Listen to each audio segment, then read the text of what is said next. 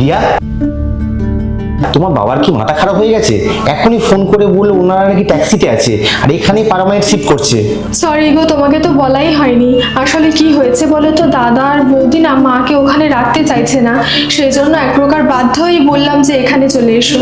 আমাকে না জানিয়ে এত বড় সিদ্ধান্ত নেওয়ার পারমিশন তোমাকে কে দিয়েছে? সব থেকে বড় কথা হলো আমি যে এবার থেকে ফ্ল্যাটের ভাড়া গুনবো, সেটা কি তোমার বাবা মা থাকার জন্য? তুমি এইরকম বলছো কেন? ভুলে যেও না, সম্পর্কে কিন্তু উনি তোমার শ্বশুর আর শাশুড়ি হন। 1 বছর আগে তুমি নিজেই তো বলেছিলে এই বাড়িতে কোনো বয়স্ক লোক থাকবে না, তাহলে আজ কেন নিয়মটা পাল্টাবে? শুনতে ভুল করেছো। আমি কিন্তু এটা একবারও বলিনি যে আমার বাড়ির লোকের সাথে থাকতে পারবো না।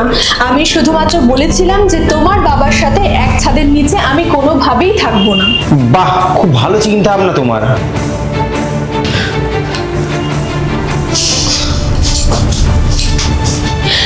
রাগ করো না প্লিজ, একটু ঠান্ডা মাথায় চিন্তা করে দেখো। দাদা তো ওদেরকে বের করে দিয়েছে, এবারে আমরা যদি দায়িত্ব না নিই তাহলে মানুষগুলো যাবে কোথায়? একবার ভেবে দেখো তো, সেদিনও কিন্তু আমি তোমার কাছে ঠিক এইভাবে কাকুতি মিনতি করেছিলাম, আমার বাবা খুব অসুস্থ, কটা দিন এখানে নিয়ে আসি। কিন্তু তুমি তোমার সিদ্ধান্ত দেখে একটা পাও নড়নি, তাই ওই অসহায় মানুষটাকে গ্রামের বাড়ি রেখে আসতে হয়েছে। ঠিক সেই কারণেই কিন্তু ওনাদেরকে এই বাড়িতে কোনো মতেই থাকতে দেবো না।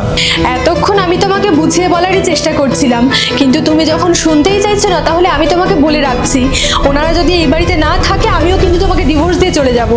ভয় দেখে কোনো লাভ নেই, তোমার যা ইচ্ছে হয় তাই করো। অ্যাটলিস্ট এই সুযোগে আমার বাবাকে এখানে এনে আমি সেবা করতে পারবো। বাবা মা আর স্ত্রী এই দুজনের মধ্যে যদি কোনো একটা দিক বেছে নিতে হয় তাহলে সেই সম্পর্কের মধ্যে না থাকাই ভালো।